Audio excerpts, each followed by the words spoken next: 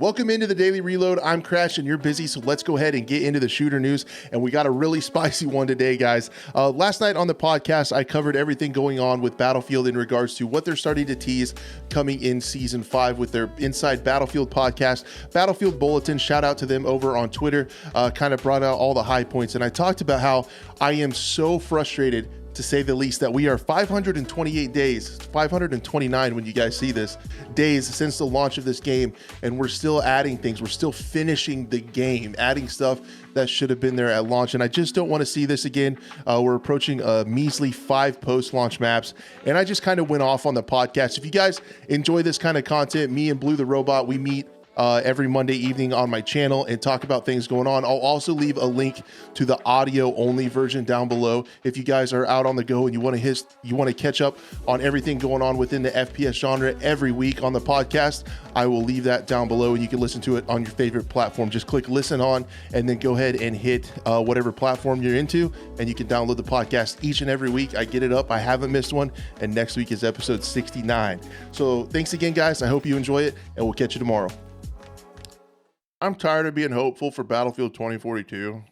I'm just gonna do it. Come on, let it out. Let it out. I want you to let it out. I'm just gonna speak my mind, and this is gonna be kind of therapeutic, I think. If you're still a Battlefield 2042 fan, I love you. Like, it doesn't mean that we can't still be friends. Good it's for just you. The game and the updates continue to piss me off. Shout out right now to Battlefield Bulletin for listening to that podcast, so I didn't have to sit through it and summarizing it for us. On the Inside Battlefield podcast, episode 9, we get vault quality of life changes coming in Season 5. Still no assurance or anything if there's going to be a Season 6 or not. We are still waiting with bated breath when they're going to kill this game. We don't know when. But with the vault weapons, so they released these vault weapons, clearly scrambling to scrape up content for this game that is so lacking content, that DICE took the guns that Ripple Effect made in Portal and put them over into All Out War to kind of inflate the numbers of weapons you could use. But they didn't finish them because there was no way to change camos. There was no mastery camos in the game. There was no, and many of them had no attachments. So now they're adding attachments.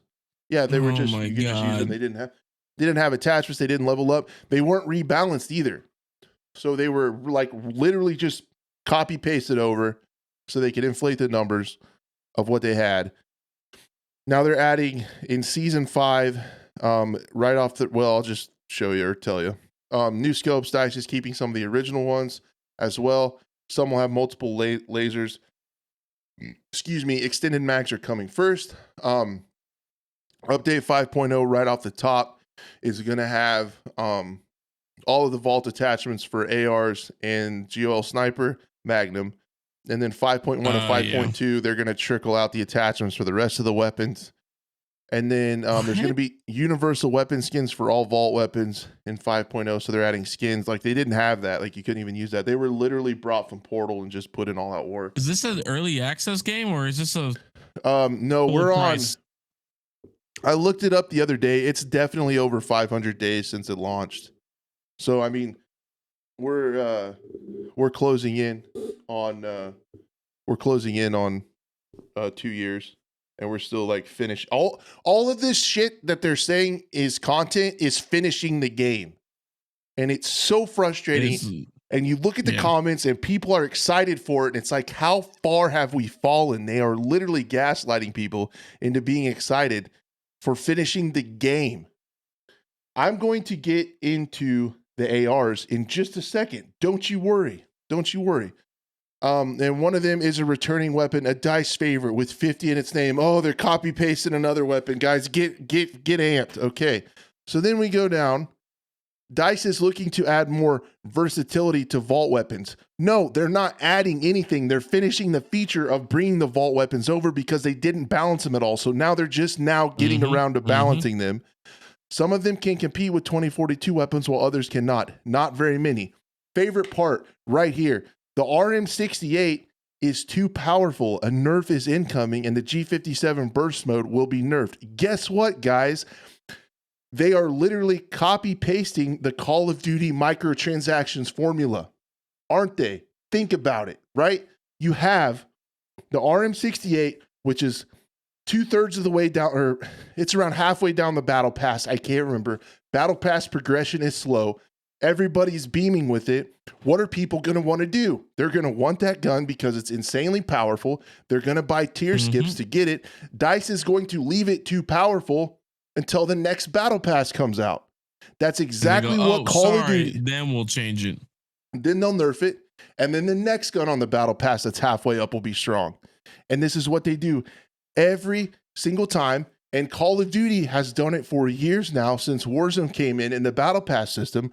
Every time a new gun comes out on the battle pass, guess what? It's really good. People want to buy tier skips to get it. Then they also catch another wave of microtransactions at the end of the season because people that haven't got there want to get it. So they'll tier skip and pick it up. And then, oh, well, we realized now that it's too powerful, we're going to nerf it back down. And guess what? New battle pass, new OP weapon every fucking time. And they're going to do it again. And now Call of Duty, or now Battlefield has adopted this right here, plain as day. And then there's going to be a new blog later this week. Get excited. It's going to be more content of them finishing the game. But literally all this stuff in this podcast is about finishing the portal weapons. And then you can go look in the comments and people are literally excited for this. And it's like, dude, we're getting the 5th map in 2 years. Like in previous Battlefields, you'd eclipse that number easily in the second DLC pack. Exactly. It's pitiful. It's disgraceful. It's scummy. It's a money grab, and it's ridiculous. Like it's absolutely ridiculous. It's sad to hear that people are rooting for them. It's gaslighting. It's the definition of gaslighting. Teasing this stuff out to make people think that it's content that they should be excited and thankful for. That's not how real life works. If you break it down to what's actually happening, they're actually just finishing the game. So really, whew. How do you feel after that? I gotta calm down. I feel pretty good. I feel pretty good. You needed that. Dude, I did. It frustrates me. That we're at this point. Podcast, so do what? We know they listen to the podcast, so I'm sure they do. Probably Andrew Wilson, the EA CEO, is probably making some phone calls right now. He's getting it lied out. Don't even worry about it.